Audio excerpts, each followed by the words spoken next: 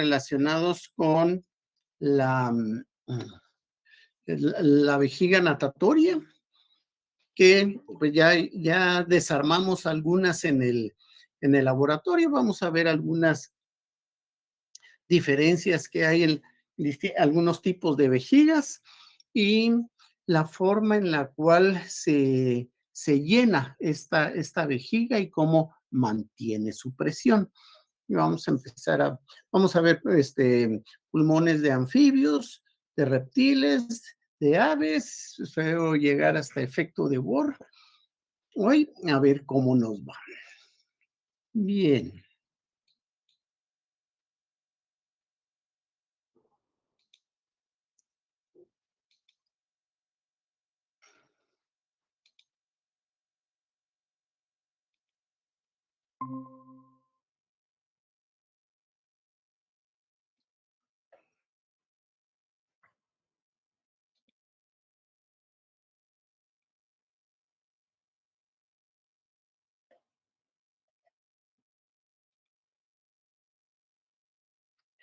Ok, bueno, pues, a ver, ahorita que no todavía le hago la entrada a alguien más.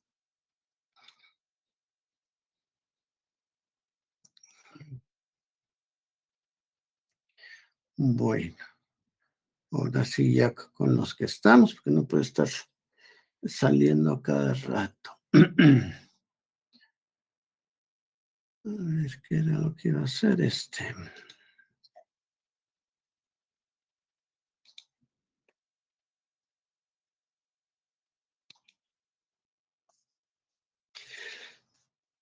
Bien, pues entendemos ahora el principio.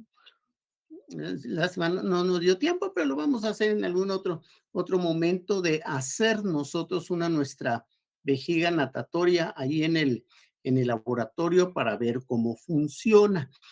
En particular porque hay dos tipos de vejiga. Bueno, en base al tipo de vejigas, tenemos dos grandes grupos de peces, que son los estomoclistos y los fisoclistos. Estomo quiere decir boca, y entonces estomoclistos quiere decir que tienen conectada la vejiga a la boca. Y los fisoclistos, fiso quiere decir fusionado, cerrado, son los que tienen la vejiga cerrada, completamente aislada. Y esta conexión que se tiene con la boca es porque, pues efectivamente, desde el punto de vista embrionario, la vejiga natatoria se deriva del aparato digestivo, así como sucede para la formación de los pulmones, como lo habíamos mencionado ya en alguna oportunidad. Por eso es que se considera que las vejigas natatorias son un inicio de lo que pudo haber sido el aparecimiento de los pulmones en los vertebrados, pero sí hay mucha tela que cortar en ese sentido. Es posible que la vejiga haya aparecido, haya desaparecido, volvió a aparecer. Luego aparecieron los pulmones, no como una modificación de una vejiga, sino pues ya hay peces pulmonados, porque el aparecimiento de los pulmones obliga a que haya ya un sistema circulatorio diferenciado en lo que tradicionalmente conocemos como la pequeña circulación, que es la circulación que va hacia los pulmones, y la circulación sistémica que va al organismo. No es nada más de que aparezcan ahí unas cavidades que se pueden llenar de aire, sino todo un sistema circulatorio que debe de adaptarse. Entonces, probablemente aparecieron las vejigas y paralelamente aparecieron los peces pulmonados con otro sistema que de hecho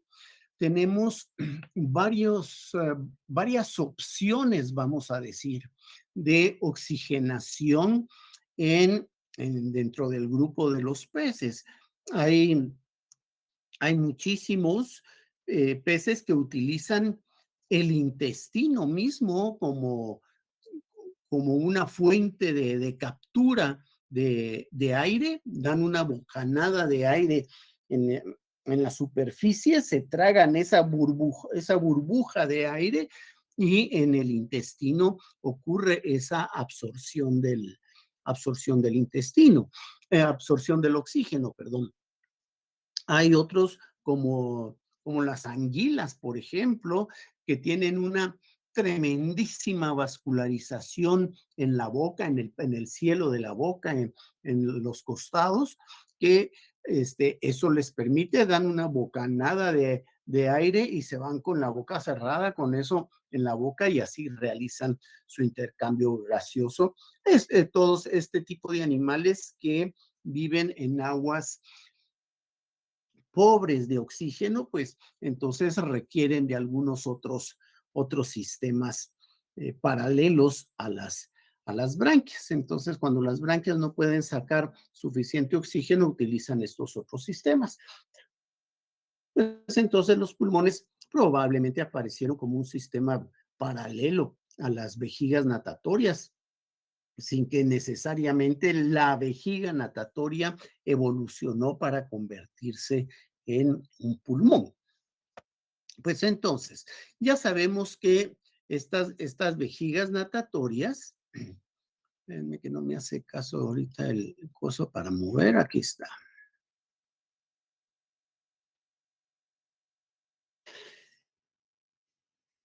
Las vejigas natatorias, pues fueron el ejemplo que utilizó la gente observadora. De hecho, Leonardo da Vinci fue de los que describió cómo podía hacerse un submarino en base a sus observaciones, un tipazo ese señor, para ver cómo la compresión del gas hace que, por supuesto, al aumentar la presión en ese gas, disminuye el volumen y entonces disminuye la flotabilidad del cuerpo que tiene ese volumen de aire.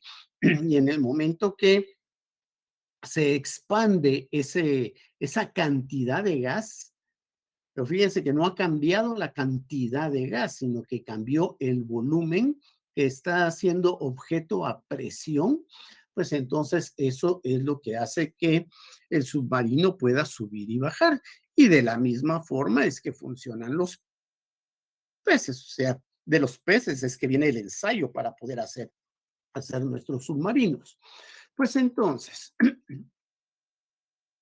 estas vejigas natatorias tienen que estar llenas, o sea, ya sea, perdón, del aire atmosférico con los estomoclistos o de oxígeno por parte de los fisoclistos. Pues entonces, con los estomoclistos, pues está muy fácil de entender, pega la bocanada de aire, llena su vejiga, pero entonces dirían, bueno, pero si tiene la, la vejiga llena de aire, ¿cómo se va a sumergir? Es como que estemos nosotros, nos pongamos el salvavidas y luego querramos bucear con el salvavidas puesto. Pues entonces, al igual que sucede con los fisoclistos, estos estomoclistos, si bien pueden llenar la vejiga natatoria con este conducto neumocisto, este que está acá, llenan la vejiga, que está conectado al aparato digestivo, llenan la vejiga y van a compresionar con sus músculos dorsales de la vejiga, lo presionan, disminuye el volumen y se pueden hundir. En el momento que lo deseen, relajan sus músculos dorsales y se van para arriba, aumentando el volumen de las vejigas natatorias y ahí se van para arriba. Con los fisoclistos, el mecanismo para subir y bajar es prácticamente el mismo. O sea, llenan la vejiga, la presionan, disminuye el volumen de la vejiga, se va para abajo, aflojan el músculo, se hincha la vejiga en el momento que dejan de compresionarla y ahí van para arriba. Lo que sí es que hay una diferencia muy importante en donde la circulación que está aquí en este tipo de vejiga no, no hay por donde pueda escaparse el oxígeno. En cambio, en este tipo de vejiga, en la fisoclisto, sí. Y es en donde vamos a encontrar un sistema bien especializado, que son la red de testis. Esto fue lo que vimos nosotros ahora en el laboratorio. Abrimos el animal y vimos que estaba aquí una membrana bastante delgada. Esta membrana va a variar en apariencia. Bien, ahí hay otro trabajo maravilloso. Ahorita el trabajo que tienen que hacer ustedes en investigación complicada, este, una, una descripción de los distintos tipos de vejigas y sus medidas, y entonces pueden haber unas 5 o 6 variables, como puede ser el tipo de material que constituye la vejiga, el volumen en relación al pez, o sea, varias cosas, y entonces ya ahí está su trabajo de investigación complicada hecho. Pues entonces, aquí tenemos nuestra vejiga natatoria, ya ubicamos en dónde está. Si quitamos nosotros esta vejiga, esa cosa oscura que se ve ahí en el fondo, esos son los riñones. Pero entonces, ¿cómo se llena esta vejiga que está cerrada por completo? Entonces, aquí estamos extrayendo la vejiga. Ven aquí que se ven una pequeña vascularización. Ya ven que esto es una membrana completamente transparente. Aquí se cortó y que está la parte más cerca aquí del corazón, es esta que está aquí, pero esto es una gran cantidad de vasos sanguíneos, y esa gran cantidad de vasos sanguíneos es esta red miriabilis, que eso es la que constituye la glándula de gas. Solo quiero ver acá. Pues entonces, veamos cómo funciona esta glándula de gas con esta red miriabilis. Ya dijimos que esto es una vejiga sellada, ¿verdad? Pues entonces, le tenemos que meter gas, y el gas que le va a entrar es oxígeno. Ya dijimos que el oxígeno, como cualquier gas, va a atravesar las membranas celulares por simple diferencia de concentraciones. Eso lo tenemos claro, ¿verdad? Pues entonces, si viene un vaso sanguíneo del corazón, de que esto en realidad viene de la circulación, que va hacia el corazón, pero viene de las branquias. En el laboratorio comentamos el hecho de que los peces pierden su presión sanguínea a consecuencia del corazón, aunque acuérdense, la proporción del corazón en relación a la masa de todo el animal, ese corazón es bien chiquitito. Solo si recuerdan, en las rayas, el corazón es proporcionalmente más grande, pero si lo comparamos con nuestro corazón, el corazón de los peces es muy pequeño. Pero entonces, cuando está bombeando la sangre hacia las branquias, en las branquias se distribuye en un sinnúmero de vasos capilares que, cuando se vuelve a encauzar hacia la aorta dorsal, esa sangre va ya sin presión. Pero entonces hay una circulación que sale de las branquias a alimentar el corazón. Ese se va a curar en salud, y para la vejiga natatoria. Pues entonces, vamos a agarrar aquí esa división de colores clásica que tenemos desde primaria, que la sangre oxigenada va por la circulación roja y la desoxigenada por la azul. Vamos a ver que aquí viene esta sangre oxigenada y va hacia la vejiga natatoria. Esta lleva oxígeno y entonces, por diferencia de concentraciones, va a entrar ese oxígeno aquí a la vejiga. Pues entonces, teniendo esta vejiga, ese gas, pues va a hacer que ese pez flote, ¿sí? Se fue para arriba, flotó por todo ese gas que está en la vejiga, pero ese pez no quiere estarse ahí arriba todo el tiempo. Entonces, ¿qué dijimos que iba a hacer? Va a comprimir su vejiga, pero entonces, ¿qué pasa cuando comprima su vejiga? Como hay permeabilidad aquí para el oxígeno, entonces el oxígeno se va a querer salir y se va a ir de regreso. Pero entonces, este pez va a tener el problema de siempre estar desviando su circulación rica de oxígeno hacia la vejiga, cosa que sale extremadamente cara. Pues entonces, aquí esta glándula de gas tiene varias cuestiones especiales. Uno, ¿se recuerdan que dijimos que la solubilidad de los gases es inversamente proporcional a la presencia de solutos? Quiere decir que si yo le agrego una sal a la sangre que tiene gases, va a soltar los gases. Pues entonces, efectivamente, eso es lo que sucede. A eso se le llama el efecto salado. Pues entonces, aquí en la glándula de gas va a secretar ácido láctico. Aquí hay dos cosas.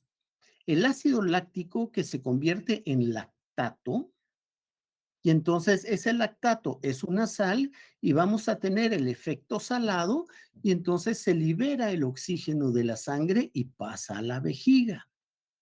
Por otro lado, este ácido láctico que se convierte en lactato, como ácido láctico disminuye el pH y al disminuir el pH, la hemoglobina pierde su afinidad por el oxígeno, porque recordemos que la cantidad de oxígeno que va en la sangre en forma disuelta es ínfimo en realidad a la cantidad de oxígeno que va asociada a la hemoglobina.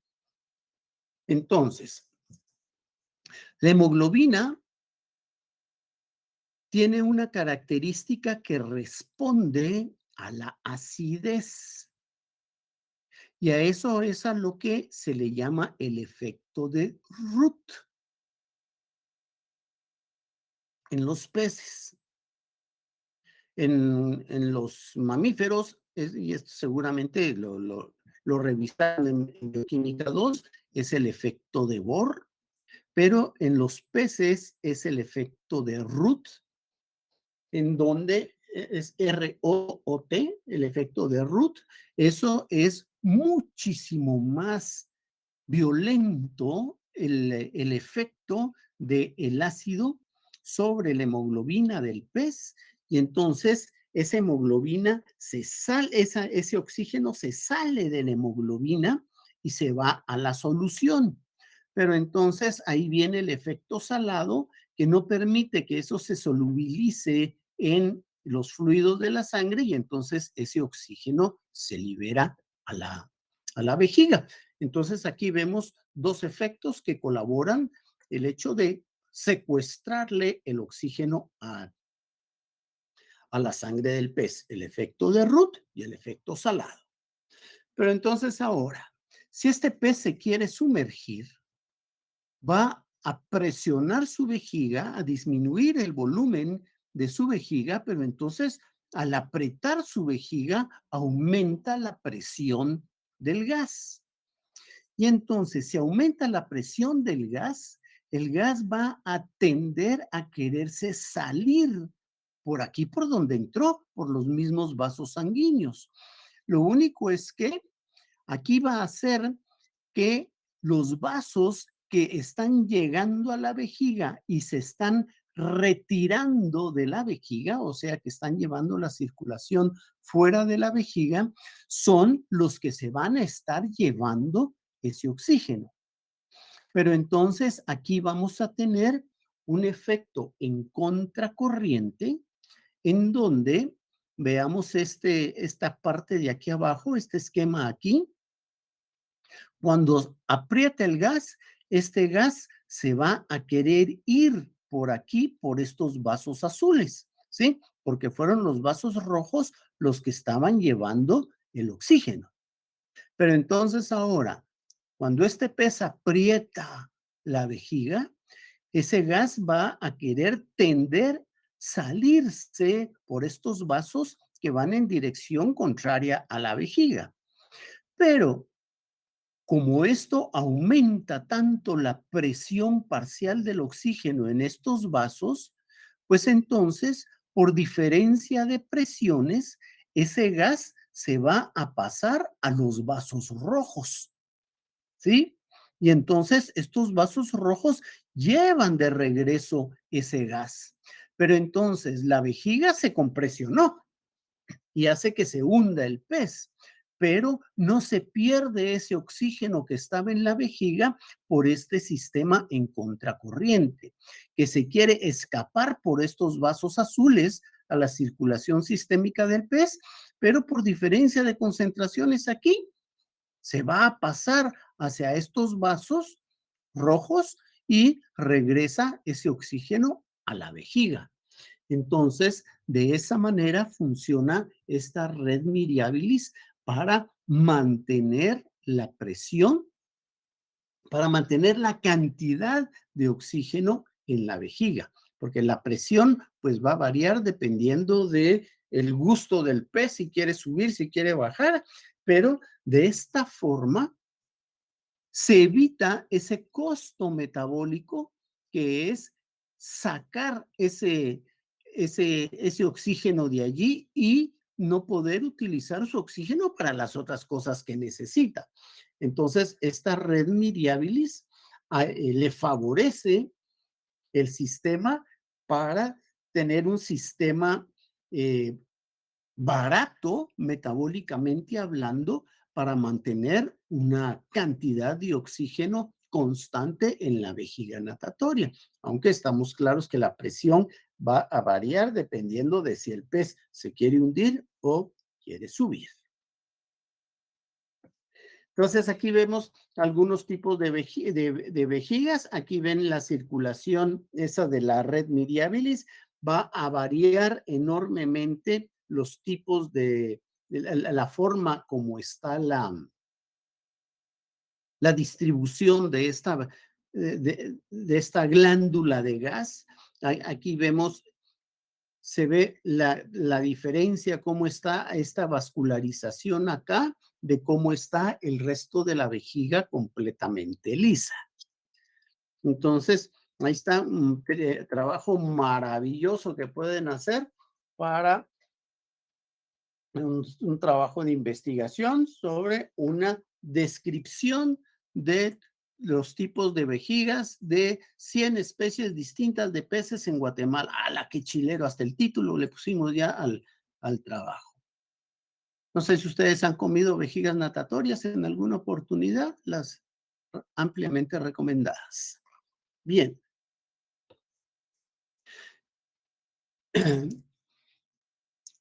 Vamos a ver ahora, por ejemplo, con los anfibios.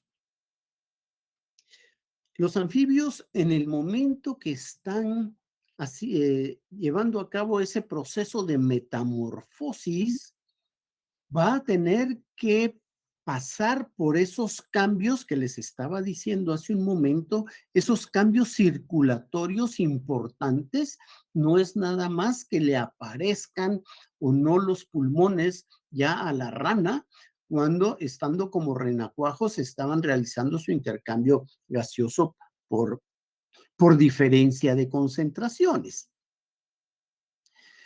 Habíamos platicado que como son los glóbulos rojos los que tienen que estar transportando este oxígeno y este dióxido de carbono, tenemos que ponerle atención a los glóbulos rojos, ya no tanto a los gases disueltos en la sangre, porque eso es la ínfima minoría, perdón, la ínfima minoría de gases, no va a llegar ni al 1% de los gases que son transportados en solución, sino que son transportados en los glóbulos rojos. Entonces decíamos, para que los glóbulos rojos puedan absorber el oxígeno, que tiene que ser por simple diferencia de concentraciones, tiene que haber un débito de oxígeno en los glóbulos rojos. Pero eso es fácil hacerlo para que el, el oxígeno disminuya en los glóbulos rojos, pues con la actividad metabólica de las células secuestrando el oxígeno. Pero entonces, aquí absorbe el oxígeno en el agua, se lo lleva a los tejidos por diferencia de concentraciones, sale el oxígeno y vienen estos glóbulos rojos pobres en oxígeno. Pero ahora los glóbulos que también van a transportar el dióxido de carbono, este dióxido de carbono tiene algunos problemas para ser transportado. Y entonces, uno de ellos es provocar un débito de dióxido de carbono suficientemente grande para absorber el dióxido de carbono. Entonces, para eso, lo que va a hacer, lo comentamos en el laboratorio, estos glóbulos rojos tienen una enzima, la anhidrasa carbónica, que va a estar convirtiendo el dióxido de carbono en, en ácido carbónico. Y ese ácido carbónico es convertido en carbonatos y eso es liberado a la circulación. Los carbonatos son el principal buffer inorgánico que tenemos nosotros en la sangre. Pues entonces, si estos glóbulos rojos están absorbiendo ese dióxido de carbono y lo están convirtiendo en otra cosa, siempre va a haber un débito de dióxido de carbono en los glóbulos rojos que le permite la absorción de el dióxido de carbono en los tejidos. Pues entonces ahora esos carbonatos nosotros los podemos excretar por la orina y de esa manera nos estamos deshaciendo de ese dióxido de carbono. O recordemos que el dióxido de carbono, si bien tiene una altísima solubilidad en el agua, la presión parcial de dióxido de carbono en la atmósfera es tan baja que las presiones de dióxido de carbono en los cuerpos de agua van a ser relativamente bajas a menos que haya unas poblaciones de microorganismos enormes o que esto esté saturado de animales expeliendo dióxido de carbono, entonces por simple diferencia de concentraciones se va a salir el dióxido de carbono. Bien, entonces, vamos a encontrar distintos sistemas de circulación. Aquí estábamos viendo uno completamente general, que era lo que les decía, que el corazón va a enviar la sangre hacia las branquias, a diferencia de nosotros, que nosotros enviamos la sangre desoxigenada a los pulmones, pero de los pulmones nos regresa al corazón la sangre oxigenada. En cambio, aquí al corazón no le está regresando la sangre oxigenada. Hay alguna vascularización de aquí de las branquias hacia el tejido cardíaco para la circulación propiamente del corazón. Pero entonces va a pasar ya a los tejidos y al corazón le está llegando esta sangre desoxigenada. Pero con estos animales, al igual que sucede con el caso de nosotros, no, no se nutren de la sangre que está llegando, aunque vamos a ver, ahora que estemos viendo el corazón, vamos a ver los distintos tejidos cardíacos que hay, en donde sí hay algunos tejidos cardíacos que se alimentan, se nutren de oxígeno del corazón, de la sangre que le está llegando a las cavidades cardíacas. No es el caso de nosotros.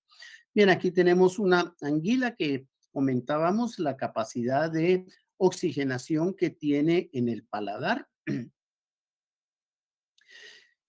Y también vamos a ver con distintos tipos de animales que tienen otras opciones de oxigenación, como con los animales, con los peces pulmonados que comentábamos al principio.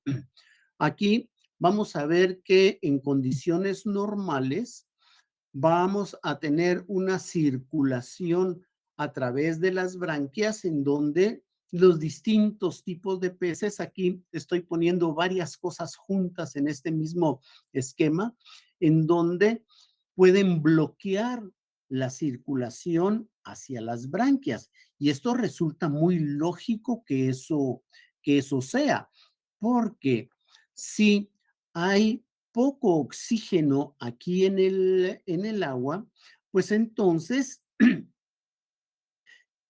si este pez está utilizando su pulmón para poder llevar el oxígeno al organismo, cuando esa sangre pase por las branquias, pues entonces por diferencia de concentraciones, ese oxígeno se va a salir de las branquias, porque como el oxígeno va a pasar por diferencias de concentraciones, pues entonces, así como pasa el oxígeno hacia las branquias, una sangre oxigenada por las branquias puede perder el oxígeno. Entonces, un pez pulmonado va a bloquear sistemas de circulación para que la sangre oxigenada ya no pase necesariamente por las branquias. Bien, veamos algunas diferencias que tenemos con ya animales pulmonados. El pulmón en los anfibios pulmonados, porque sabemos que hay anfibios que tienen, bueno, también los anuros tienen un importante papel en el intercambio gaseoso de la piel. Ahorita vamos a ver. Pues entonces, a diferencia de nosotros jalamos el aire por vacío, como que si fuera un émbolo de una jeringa. Jalamos el émbolo, así funciona nuestro diafragma, como que jalara un émbolo y entonces nos entra el aire por las vías superiores, ¿verdad? Por la nariz o por la boca. En cambio, los anuros lo hacen de otra manera. Nosotros lo hacemos por presión negativa, o sea, haciendo vacío, jalando el aire. En cambio, los anuros lo van a hacer, mouse se me queda trabado, van a hacerlo por presión positiva. Esto es, jalan el aire, lo guardan en la boca, empujan con el hipogloso, con el músculo, abren para que pase el aire para los pulmones y luego por elasticidad propia de los pulmones, el aire va a salir. Pero entonces, con estos animales van a estar jalando el aire, empujan el aire con la parte baja de la garganta y eso es lo que lleva el aire hacia los pulmones, o sea, por presión positiva. Por eso es que ven ustedes a estos, a todos los anuros que están moviendo el huehuecho, así constantemente, porque están empujando el aire hacia los pulmones. Y después, por la elasticidad propia de los pulmones, pues entonces ya va a salir. Ahora, los pulmones en los anfibios eh, son casi un saco liso. Si bien tiene algunos filamentos para aumentar la superficie de contacto con el aire, pero en comparación a los pulmones nuestros, son pulmones bastante lisos. De hecho, creo que tengo aquí algunas. Este es el pulmón de un anuro en donde apenas tienen algunas prolongaciones para aumentar la superficie de contacto. Pero la cuestión con ellos es que ellos no requieren los pulmones para tantos procesos como los requerimos nosotros. En el caso de nosotros, requerimos nuestros pulmones para el intercambio de oxígeno y para el intercambio de dióxido de carbono, eso está claro. En cambio, en los anuros, el, la principal función de sus pulmones va a ser para la captura del oxígeno, no así para la expresión del dióxido de carbono. Entonces, vamos a tener estos pulmones que están funcionando capturando el oxígeno. Sin embargo, el dióxido de carbono lo van a sacar a través de la piel. Por eso es que es tan importante, por eso los anfibios, si bien pueden retirarse del agua un tiempo, no pueden estar completamente alejados del agua porque requieren humedad en la piel para deshacerse del dióxido de carbono. ¿Y por qué sucede esto? Por la tremendísima, recordemos, la solubilidad que tiene el dióxido de carbono en el agua. Entonces, con la piel húmeda, estos animales pueden deshacerse del dióxido de carbono. De hecho, eh, yo no sé si algunos de ustedes, pero como también está de moda tener cualquier tipo de anfibio, reptil, ahora de mascotas, ¿verdad?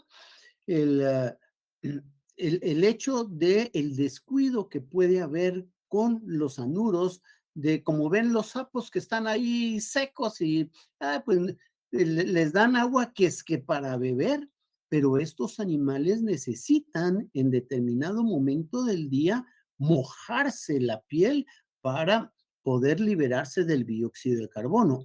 Aparte es de que ellos pueden manejar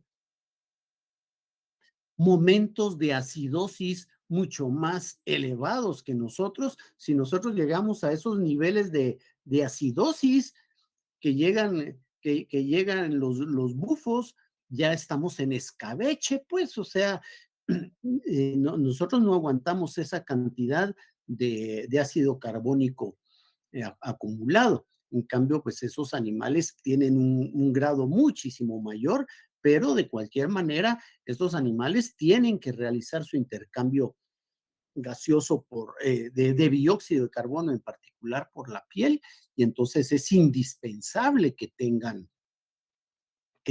tengan fuente de agua para poder mojarse la piel.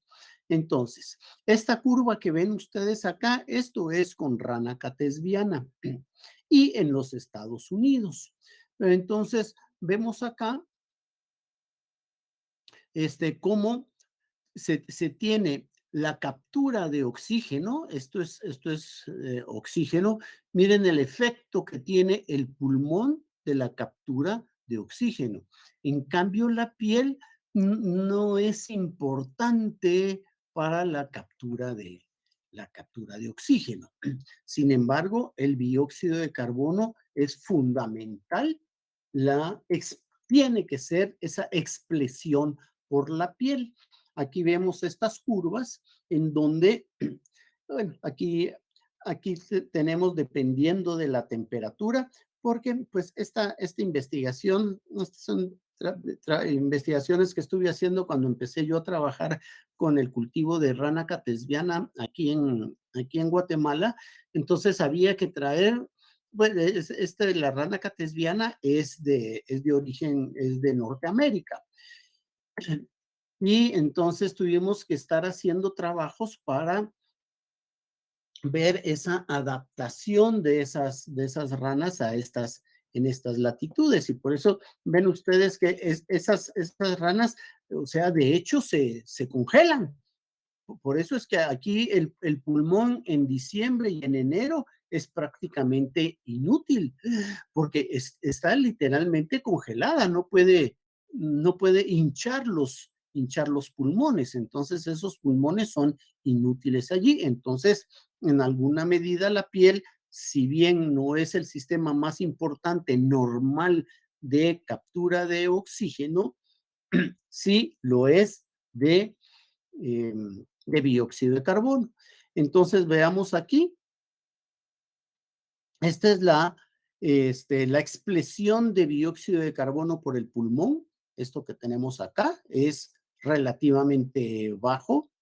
Esto es la captura de oxígeno por la piel, que no se va a comparar con la cantidad de oxígeno absorbido por el pulmón. Y por supuesto, es incomparable la cantidad de dióxido de carbono liberado por la piel en comparación a la cantidad de dióxido de carbono que se libera por el pulmón. Entonces, aquí vemos la importantísima función que tiene la piel en los anfibios. Y aquí es indispensable esa humedad en la piel para que el dióxido de carbono, con esa alta solubilidad que tiene en el agua, pueda liberarse de la piel.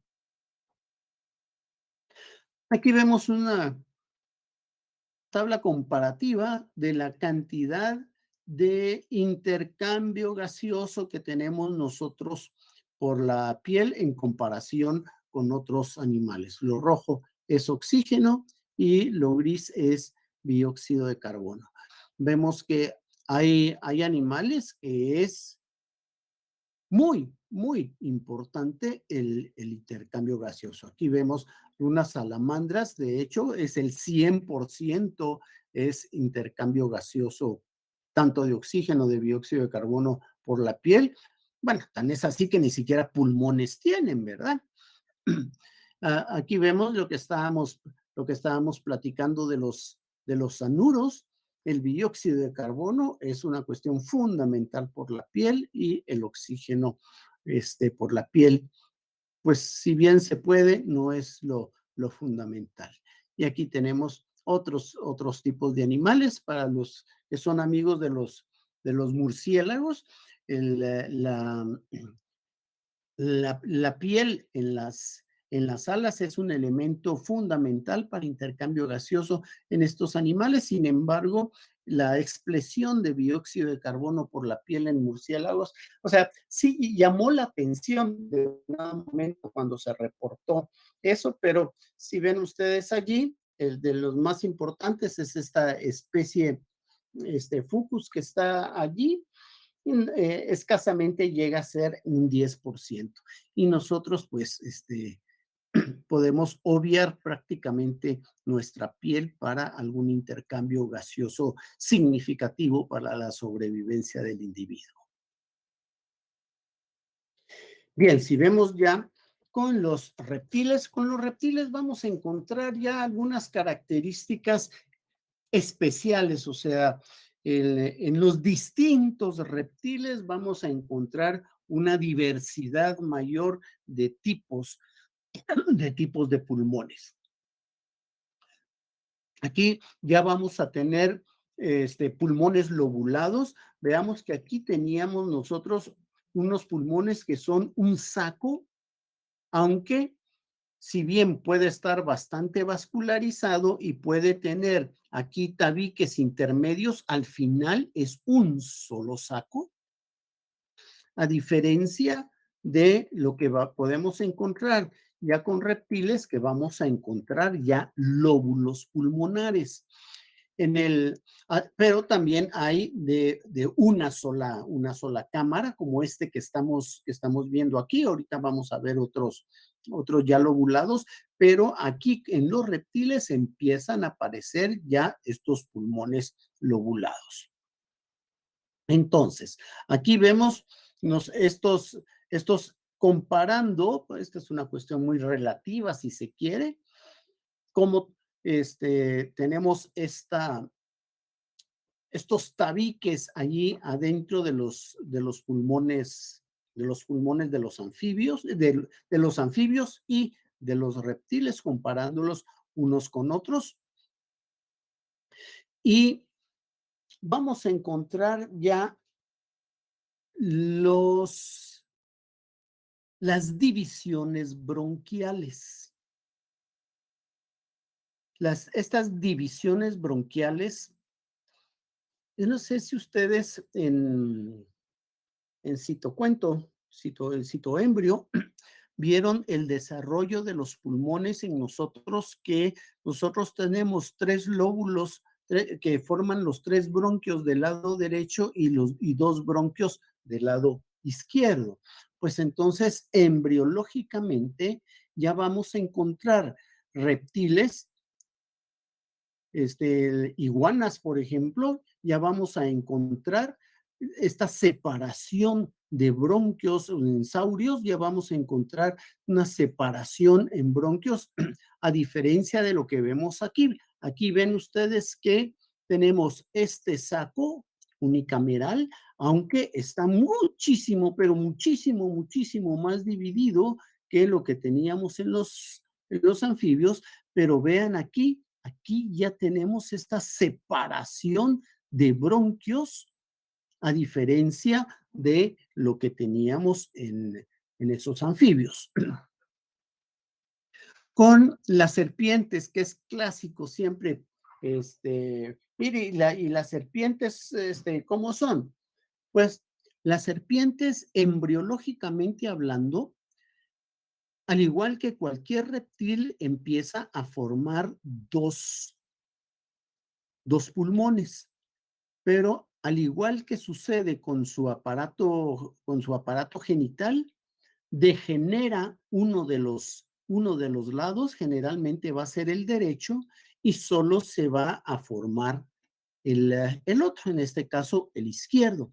Entonces aquí tendríamos el pulmón, que si le registramos nosotros aquí arriba, en algunos casos podemos encontrar todavía el vestigio del el segundo pulmón, pero no es funcional, es un apéndice nada más que que se les puede encontrar.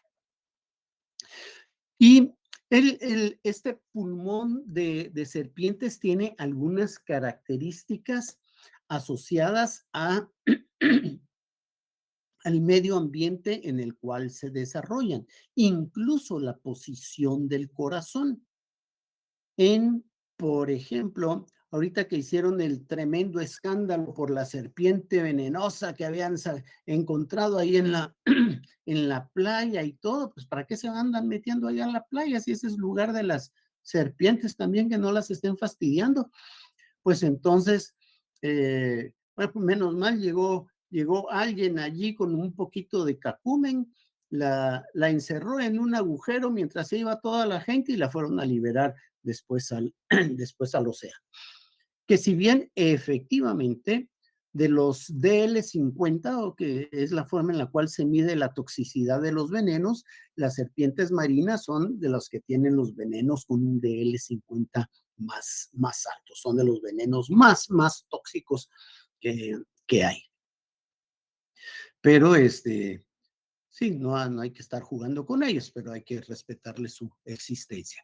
Pero, por ejemplo, en el caso de estas, de las serpientes marinas, fíjense que esas tienen el corazón casi en el centro del cuerpo, a diferencia de las serpientes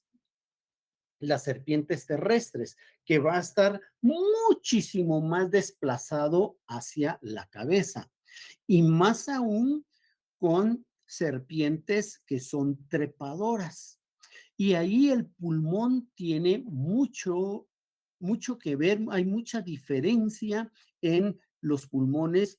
Deje ver si tengo no tengo algún esquema de pulmones, de, de serpientes marinas, de trepadoras y de rastreras, porque el pulmón en las serpientes lo vamos a dividir en dos: la porción sacular y la porción vascular. La porción sacular tiene un sinnúmero de cavidades, así como lo estamos viendo aquí, por ejemplo, en esta fotografía, que tiene gran cantidad de cavidades en donde puede realizar un ínfimo intercambio gaseoso, a diferencia de las otras porciones. Si ven ustedes esta parte de aquí atrás, ven ustedes esta diferencia, que se ve esto mucho más vascularizado. Pues entonces, esta porción vascularizada es en donde se lleva el intercambio gaseoso. Pero en las serpientes marinas, esta división es prácticamente nula. O sea, esos tienen el pulmón prácticamente igual adelante y atrás. En las serpientes trepadoras va a tener la porción vascularizada mucho más en el centro, y va a tener una porción sacular aquí en la cola. Y eso es porque cuando estas serpientes se paran para ir subiendo en los árboles, la gravedad va a hacer que la sangre se congestione en la parte de abajo del pulmón, en la porción caudal del pulmón. Entonces, eso le ocasiona un problema serio. Pues entonces, estas trepadoras van a tener esta porción vascular mucho más desplazado hacia el centro, para que cuando se levante la serpiente no se congestione la sangre aquí abajo. En cambio, las serpientes rastreras van a tener esta, esta porción vascular en la parte extrema caudal. Entonces, podemos encontrar una diferencia en la anatomía de los pulmones, dependiendo si son serpientes marinas, si son serpientes rastreras o son serpientes arborícolas. Pues entonces, igual la posición del corazón, les decía que con las serpientes marinas, como ahí la gravedad no tiene ningún problema, pues la serpiente se puede poner de cabeza, se puede poner para arriba, se puede poner como se le dé la gana. Ahí la gravedad no va a influir como va a influir en un animal de estas proporciones, así largo, y que se levante subiendo un árbol, y entonces el corazón tiene que latir para llevar la circulación al cerebro, que es lo más importante. Entonces, las serpientes trepadoras van a tener el corazón bastante más desplazado hacia la cabeza que las serpientes traseras. Allá hay otro trabajo maravilloso. Ahorita, a su profesor de investigación complicada, que le fascinan las estadísticas, poder hacer un trabajo estadístico de mediciones de las distancias relativas que hay del corazón a a la cabeza para poder establecer un índice de distancia cardíaca entre las serpientes rastreras, serpientes marinas, si pudiéramos conseguir uno, o y sobre todo la diferencia entre las rastreras y las trepadoras. Bien, hasta aquí todo maravilloso. ¿Alguna pregunta de esto? Ay, ya se me nos fue el tiempo. Todo lo que tenemos sobre ventilación en peces, anfibios y reptiles, porque estaríamos viendo el próximo jueves, ahora sí lo vamos a tener, Dylan, en la clase, es que usted se me escapa mucho,